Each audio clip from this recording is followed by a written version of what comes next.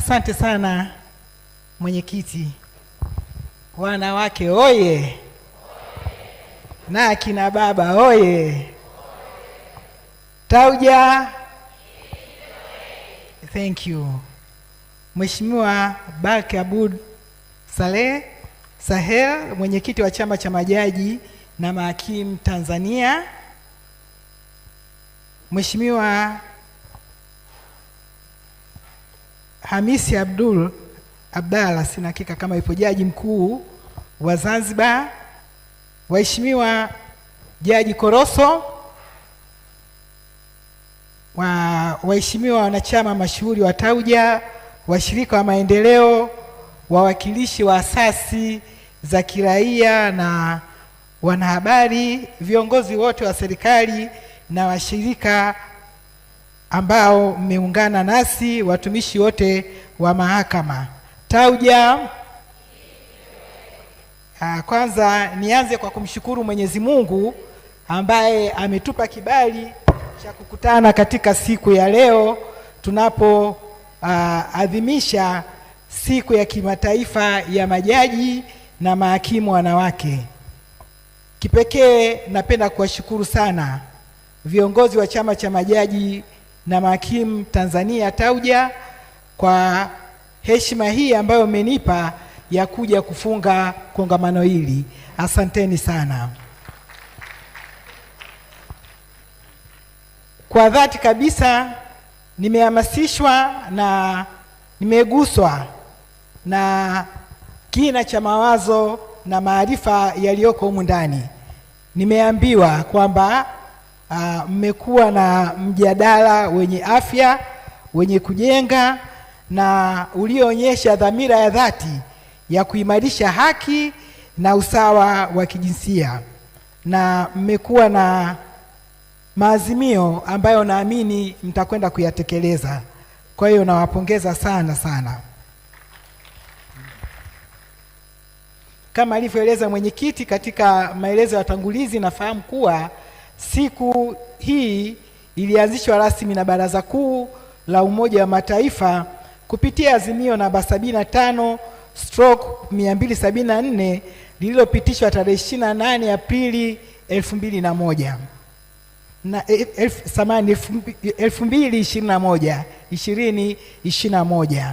na lengo lilikuwa ni kutambua mchango wa majaji wanawake duniani na kuhimiza usawa wa kijinsia katika mhimili wa mahakama.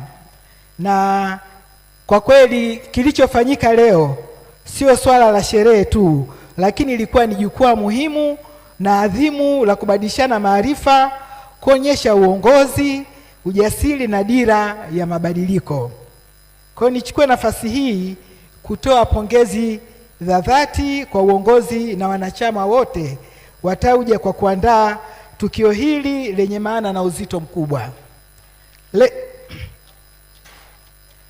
Leo mmeangaza nuru juu ya kazi kubwa mnayoifanya, si ndani ya kumbi za mahakama pekee, lakini bali pia katika jamii yetu. Mmeonyesha wazi kuwa Tauja si chama cha kitaaluma tu, bali ni nguvu ya mageuzi katika mfumo wa haki katika jamii kwa ujumla. Kwa hiyo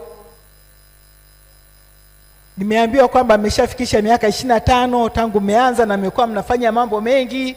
Kiujumla navutiwa sana na mshikamano wenu, kujitolea kwenu na weledi wenu wa hali ya juu. Kama isingekuwa vigezo, na mimi natamani ningekuwa nijiunge na Tauja niwe mwanachama, lakini sasa naona kama vigezo vinanitupa pembeni. Tauja. Mheshimiwa Mwenyekiti, mjadala ambayo mmeifanya leo imekuwa na kina cha kipekee. Mmejadili na nafasi ya jaji mwanamke kama kiongozi katika kuleta mabadiliko ya kijamii kupitia utoaji wa haki unaozingatia masuala ya kijinsia. Mmejikumbusha kuwa haki haitoshi tu kutolewa, lakini pia lazima ieleweke, iguse mioyo ya watu na iamshe imani. Sio tu kwamba haki itendeke, lakini ionekane kama imetendeka. Majaji na mahakimu wanawake wana nafasi muhimu katika kuhakikisha sheria inazungumza kwa haki na uadilifu.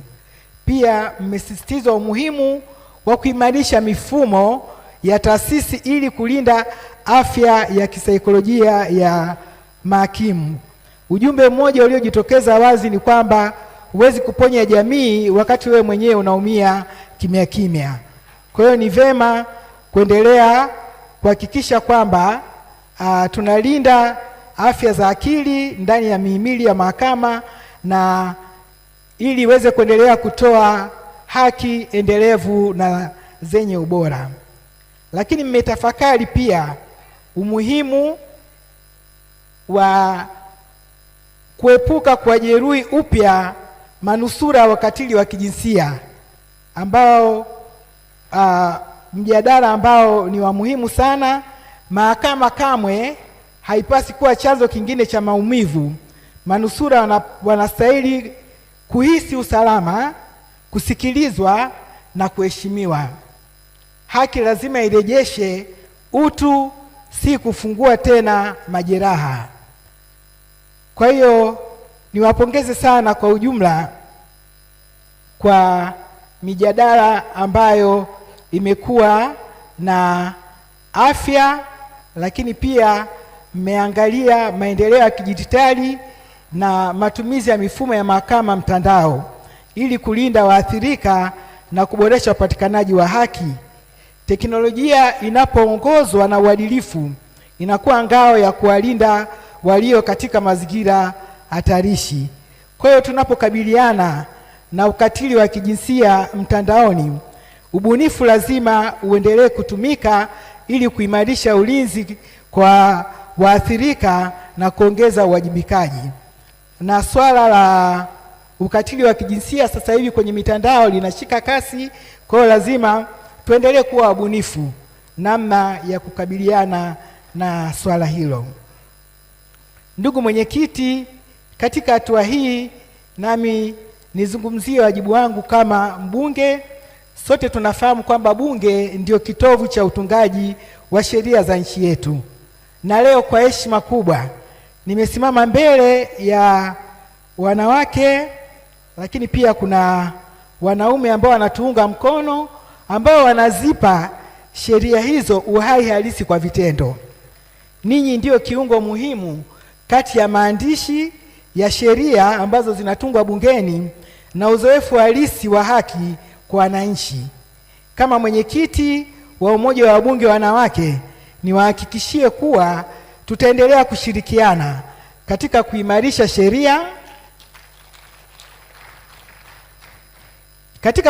sheria zinazowalinda wanawake na watoto. Na naomba niseme sisi ni washirika katika dhamira hii. Hivyo naahidi kubeba mafunzo na ujumbe mzito ambao nimeupata leo, maana nimepewa briefing nzuri sana ya mambo ambayo yameendelea huku, na nitauingiza katika mijadala yetu ili kuhakikisha kwamba inaendelea kupata mijadala ya kisheria na kisera kwa lengo la kukuza usawa wa kijinsia. Ndugu mwenyekiti, ninapohitimisha napenda kusema kuwa mojawapo ya mafanikio makubwa ya TAUJA na mahakama kwa ujumla ni ukaribu mkubwa wa kufikia usawa wa kijinsia 50-50 kwa majaji. Kwa kweli hili ni jambo kubwa sana, lakini sio swala la takwimu peke yake, ni swala la imani ya wananchi. Na hapa ningependa kumnukuu Rais wa Jamhuri ya Muungano wa Tanzania, mama yetu Mheshimiwa Dr. Samia Suluhu Hassan, wakati wa hafla ya kuapisha majaji mwezi Agosti 2022, alinukuliwa akisema kama ifuatavyo, na mimi nanukuu: uzoefu umeonyesha kuwa majaji wanawake huwazidi wenzao wa kiume katika utendaji unaozingatia masuala ya uadilifu. Mwisho wa kunukuu. Hili ni tamko lenye uzito mkubwa sana. Rais anapozungumzia uadilifu anazungumzia msingi wa haki. Analiambia taifa kuwa mustakabali wa haki uko mikononi mwenu. Muonyeshe wazi kuwa uadilifu ni nguzo yenu kuu. Kwa hiyo ningependa kuona kwamba hii kauli ambayo alitoa Mheshimiwa Rais wetu ionekane kwa vitendo, kwamba uadilifu ni nguzo yenu kuu katika utendaji. Kama kauli mbiu yenu inavyotukumbusha, endeleeni kutoka mahakamani kwenda kwenye jamii. Endeleeni kutoa haki kwa uadilifu, huku mkijihusisha kikamilifu katika shughuli za uelimishaji kupitia kwenye vyombo vyetu vya habari ambavyo vimekuwa vikifanya kazi nzuri ya uelimishaji na upashanaji wa habari. Lakini pia endeleeni kushiriki moja kwa moja kwenye jamii na kutoa elimu ya umma, uzalishaji wa maarifa na kujenga uwezo.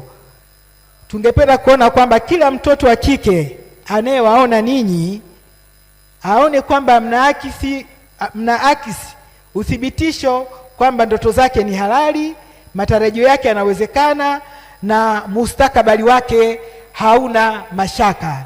Yaani muendelee kuwatia moyo na kuwapa chachu watoto wa kike kuona kwamba wanaweza matarajio yao wakayafikia, na kwamba mafanikio hayana mpaka, ni wao wenyewe tu jitihada zao.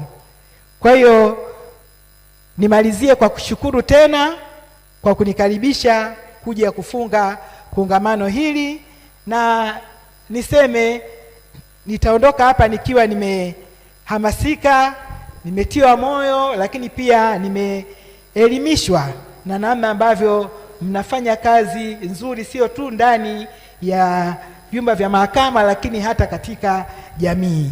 Nawashukuru sana waandaaji wa kongamano hili, nawashukuru sana wawezeshaji, wazungumzaji wote, lakini na wote walioshiriki katika kuhakikisha kwamba kongamano la leo linakuwa ni la mafanikio na la kipekee.